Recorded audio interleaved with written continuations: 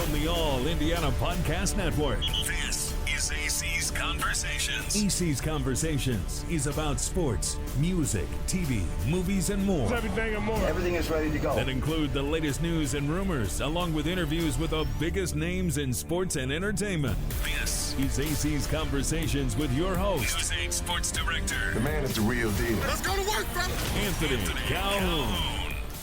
Hi, everybody. Coming up on this edition of AC's Conversations, all a part of the All Indiana Podcast Network. Spent some time with Ball State head football coach Mike New. And, man, we talk about everything, about the upcoming season, his talented quarterback, about his new contract, and also Drew Brees, his relationship with him. And he tells us a story about Drew Brees, what he did for his son that you won't believe. It's all coming up right here on AC's Conversations.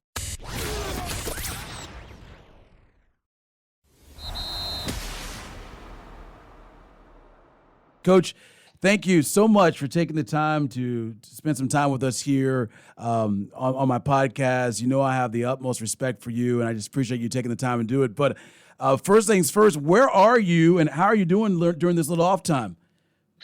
Well, obviously right now during the month of July, trying to enjoy a little bit of time away from the facility just to regroup, make sure the batteries are recharged and where they need to be so that when we get back into training camp here, we're ready to go full speed. I was gone for a couple of weeks down in Georgia visiting my wife's family. I am back now in Muncie here, and I'll be here from now until the end of the month. Just really relaxing, spending some time with my kids, hanging with them. My wife's working full time. So my time sneaking away and being somewhere else besides Muncie, Indiana, are definitely gone for the summer. But it's been great to be away, just relax a little bit and spend time with my family. That's great. And, what a year for you and your football program last year. First ever bowl win. Incredible in program history. First MAC title since 1996. I mean, look, we know you've played there. You know how much that program means to you. But when you reflect about it now, what comes to your mind after what you guys accomplished last season? AC, I just think about all the tough days that we had here. Last year was my 5th year. Yes, that was my goal when I first came back to Ball State, was to help our program and my alma mater get back to championship football. And there were some tough days. I think back about 2000 to the 2017 season when we were getting beat very handsomely. We were losing games by 30 points, 40 points on a regular basis. And I just remember continuing to preach the message in the locker room about staying positive, and tough times never last. Tough people do. And one day down the road, all the growing pains and all the tough days that we're going through, it'll pay off. And I'll never forget that moment of victory when we were able, the clock finally hit 0 at Ford Field there in Detroit. Just to look at the faces of some of those young men that were in that locker room in 2017 and just think about those guys staying here and staying the course and not making the decision to move on or try to put their name in the transfer portal. And just looked at every one of them and had a chance to go around the locker room and tell them each one of them how much I loved them and appreciated them, just believing and trusting in the process. And to be able to finish it off with a championship like that was awesome.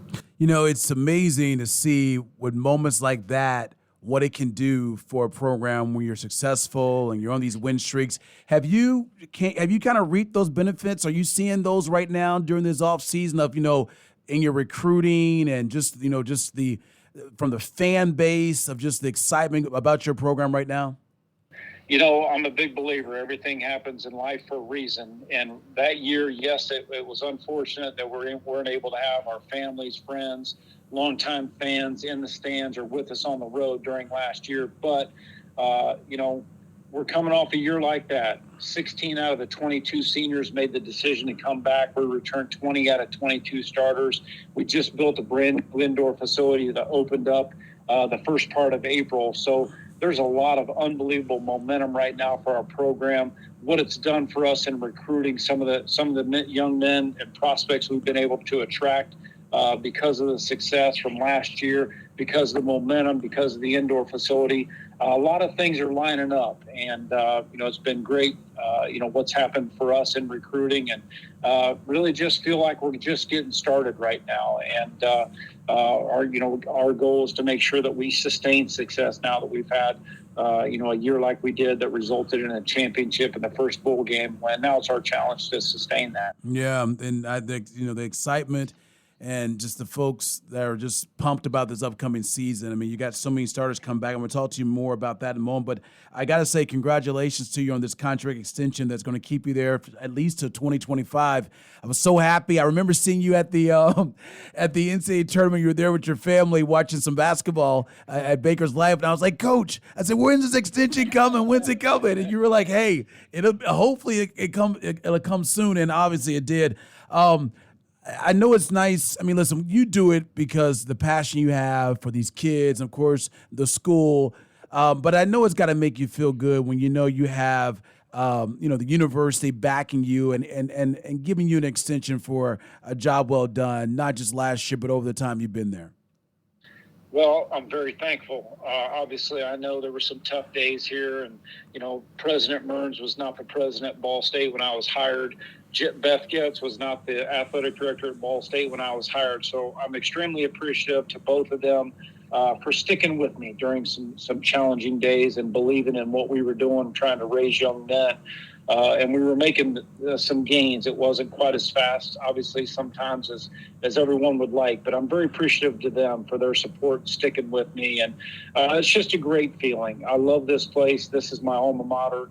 I care deeply about this university and about having a successful football program where, yes, we're having success on the field, but we're raising great young men to go make a difference in the world. And I'm thankful, that they have, given me an extension to be the head football coach here at Ball State for the foreseeable future. And my job is to make sure that we keep building on the success that we had and to make, to have a program that everybody would be proud of and be proud to support. And we're, emphasizing, success in the classroom. We're emphasizing success on the field. And then, our young men are leaving here and they're going to make a difference in the world. And so I'm fortunate. I love doing what I do. You mentioned that. I do it because of my love and I certainly enjoy and take a lot of pride in being a father figure to some degree to all these young men that I'm fortunate enough to coach. I love it, Coach. I love it. We know you do that. It's so evident talking to your players and just folks who played for you in the past. They have nothing but the utmost respect for you and just how much you've made a difference in their lives. And that's awesome to hear. Now you got a lot of pressure on you now. Because when you start winning 7 in a row, and you're going bowl games and you're getting things done for the first time in the history of the program, obviously expectations go to another level. And I know that you welcome with open arms. But what has been your message to your football team as you get set for this upcoming season with handling the pressure and the high expectations? Yeah, right now we're the hunted. Everybody wants a piece of us, and we embrace that. When you're at the top and you want to stay at the top, you have to understand and recognize that, hey, man, that's a position, and that's what goes along with that. So I thought it was great this offseason when we started way back in January. We have a pretty consistent training uniform that we wear with a pair of black shorts with BSU on the shorts, and then we just have one at a time on a gray T-shirt. And our strength coach put a target on the back of every one of those T-shirts to make sure it was a nice reminder to everybody that, hey, man, they're coming for us. We're the hunted. But my message has been very loud and clear from day one that make sure that you're coming back here. All the guys that made a decision to come back, you're ready to go back to work, and that means those 6 a.m. workouts. We all need to make sure we love and embrace them. That's part of the process. And just because we were good at something a year ago doesn't guarantee that we'll be good at it again this year unless we go back to the process, all the hard work that it takes to put yourself in a position to win games and be successful. So I've been so proud of our team, so proud of our leaders, our leadership council. We've worked harder this offseason than we have any previous offseason, and that tells me the mindset is right. Guys are starving to stay at the top now that we've had some success and we've been through the growing pains and all the hard work that it took to get there. Guys have embraced going back to square one and working as hard as we possibly can to make sure we give ourselves a chance heading into the season. I love it. I love hearing you say that they're working harder than they did last year because they know all those expectations. So what, 20 out of the 22 starters, they're returning. That's unbelievable, Coach. How do you manage that? And I guess and when you think about it, though, I mean, you gotta love it. One, you're going to have prime talent on the field, but these guys have been there. They've done it. They know what it takes to win, right? So that's got to be an advantage there, right? There's no question. Those guys all know what it takes to win. They know what it takes to experience that feeling in the locker room or on the field after a win. They also know what that feeling's like to stand on the field and have your heart ripped out after a tough, gut-wrenching loss. And so I had a conversation with every one of them individually in my office and told them, make sure that you are not fat and happy. We accomplished our goal of winning a ring. Put that to the side. Now we're going to go chase that ring's friend. So make sure when you come back in here that you're ready to grind. And I'm telling every young person in our program when I meet with them one-on-one, don't take a back seat to an upperclassman. You make sure you're nipping at his heels. You're trying to get his job, because if we're all in that mindset, iron sharpens iron, and obviously competition is what's going to make us better. And so all of our young guys know that that's the approach they need to have, and all of our veterans know that there is no time for me to be fat and happy here if we're going to have a chance to do it again. Yeah, you know this when it comes to the game of football, and I mean, look, we know it's a team game, but if you don't have good quarterback play, you're just not going to make it. You're not going to be successful. And boy, do you have outstanding quarterback coming back in Drew Plitt. We saw the numbers what he did last year. What does that do for you and this offense, having a guy like him, calling the shots offensively for you guys, and a guy who, like you said, who has been through it last year? Yeah, Drew's worked so hard to establish himself as a quarterback. He a lot of time in the film room by himself, sacrificing whatever might be his personal time outside of the building. He sacrificed a lot of time to study the game and to perfect the offense. And so to have him come back, with a year like that under his belt, and with the number of snaps that he's played, it's great, because it's like having another coach on the field, and he's going to have a lot more responsibility. His responsibility will continue to grow at the line of scrimmage. He'll have some packages where, depending on the coverage, depending on the front, he'll be able to get us in the right play at the line of scrimmage. And those are things that in his development, knowing what his goals are to have a chance to play past the college level, I think those things are important in his development. He's embraced that, and he's worked so hard this offseason, really continuing to take care of his body. What can I do to give myself an edge? Whether it's through my training, whether it's through my recovery, whether it's through my mental preparation. And I think it's great. He left this morning. He flew down to Louisiana to be part of the Manning Passing Academy for the next 3 days to work as a counselor. So to be around that family and to learn the game of football and to be able to bring something back here that he can apply to his game this fall, I think is awesome for him. So excited about Drew Plitt coming back here, and he can put himself in a totally separate category as a quarterback at Ball State University. I agree, and it's so cool to hear you talk about the Peyton Manning Passing Academy. I think it's year 25, which is unbelievable. I remember when Peyton was here playing for the Colts and how we would try to figure out a way to get down to Louisiana to cover the event. But, obviously Peyton making his way to Canton coming up a few weeks from now. And as you know, you've met him many times, as good as it gets. And I think your QB is going to have an opportunity to go to the next level after he's done with you guys. And I wish him all the best. Coach, I do want to ask you about this upcoming schedule. And, man, it's tough. But what kind of let's talk a little bit about it, and just give me your thoughts on some of the games that obviously you look at that Penn State game that stands out, your home opener as well. Any message you want to send to the fans, especially when you guys are at home playing? I mean, we know what happened last year. Fans can come because of COVID-19, but look, we need to pack the place out for you guys this year, right? No question, AC, and I'm glad you mentioned that. There's nothing better than being able to play a home game in front of a full stadium and a full crowd, and we need our fans, and hopefully they're all excited And it's given them a great reason to want to come out, to want to buy season tickets, to want to get themselves to Schumann Stadium, because we play an exciting brand of football.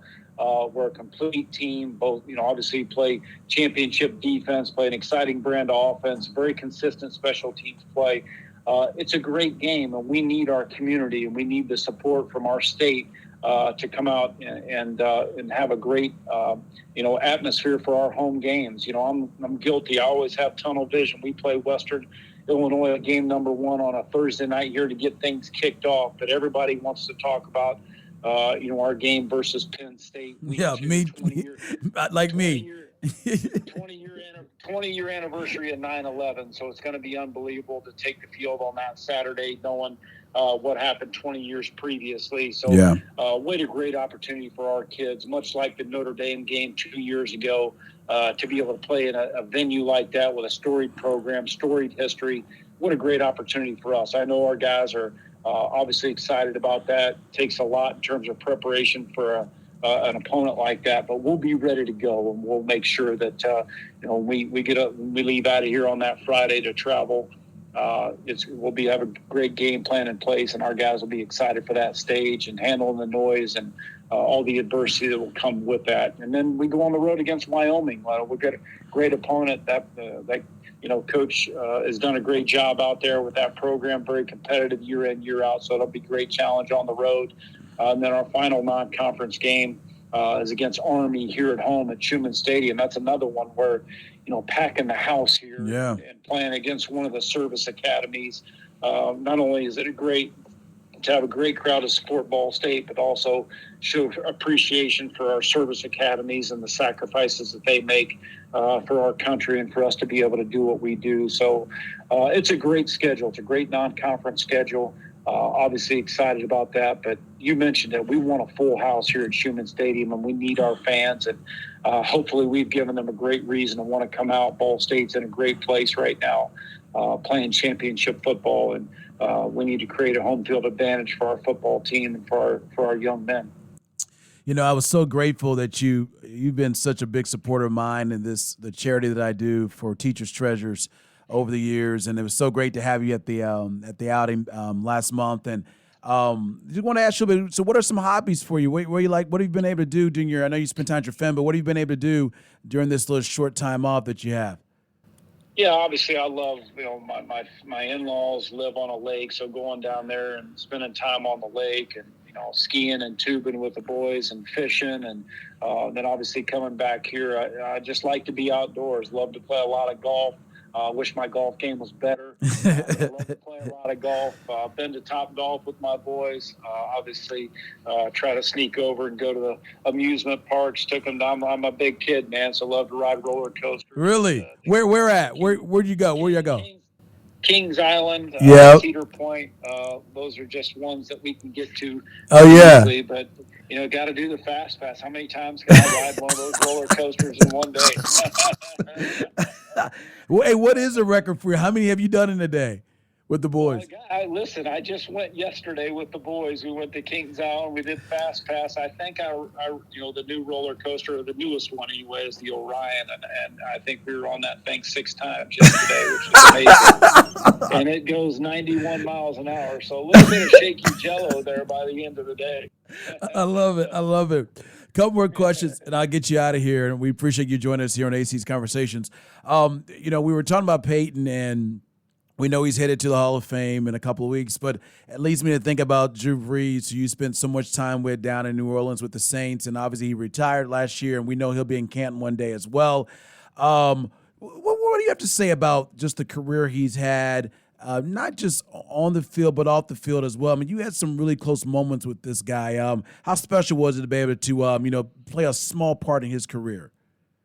Just a blessing, and very fortunate to have been a part of his time in New Orleans. And you mentioned it, not just because of what he did on the field and how remarkable a career he had as a player, but he helped to rebuild that community in New Orleans. I was down in New Orleans after Hurricane Katrina and saw the devastation, and moved to San Antonio for 9 months. But then to come back and for Drew Brees to come be a part of the Saints organization back in 2006 and to see what that did to help rebuild the Gulf South. And to rebuild the New Orleans Saints organization and to rebuild the fan base to where it was a waiting list for season tickets, and to embrace being involved in the community and to move right down into the heart of the city and to do his part in community service to help get the fans and to basically give them new life again. And he's such a remarkable human being. And I tell everybody I've ever had an opportunity to meet has asked me that question. He really is. In my experience and my experience with him and having an opportunity to witness it, I truly believe he is a better human being than he is a football player. He cares, and he would give anybody the shirt off of his back. And he just cares about people, and he wants to try to help anybody and everybody that he can to become a better person. And he's so humble. He's so hardworking. Obviously, to be a 6-foot quarterback and to have a career in the NFL as long as he did, that tells you a lot about his work ethic, about his consistency, sticking to his process every single day in order to be the best version of himself. And it was so awesome to see. Nobody knows this story, but one of my favorite stories ever was after the games were over at the Superdome in Louisiana, he would go upstairs. We had a family area where, I'd have a meal after the game, but he would go back down to the game field with all the little kids. And my youngest son happened to be the same age of his oldest son. And so Drew would throw the ball with those guys on the field for an hour, hour and a half, whatever it took after the game. But the last thing he would do is he'd send them all to the tunnel, and he'd be the announcer, and he'd announce the starting lineup, and all the kids would run out when he would announce them. That was awesome. And to see what that did for, my son was really cool. That's awesome, Coach. I can just hearing your voice, I know that meant a lot to you. And he was a good one, man. He was great, and I know he's going to do well with our friend Tony Dungy on NBC's coverage of their Sunday Night Football coming up with Drew Brees and Coach Dungy, and obviously Mike Tirico as well. Coach, listen, thank you so much for taking time to join us here on AC's Conversations. Man, I'll be rooting big time for you. We'll be up there for your first game to kick things off. And look, we want to be talking about you guys going back to another bowl game as well. So all the best to you, my friend. AC, I appreciate you, man. You and your team are the absolute best, and I can't say thanks enough for your support for our program here and for allowing me to be on your show.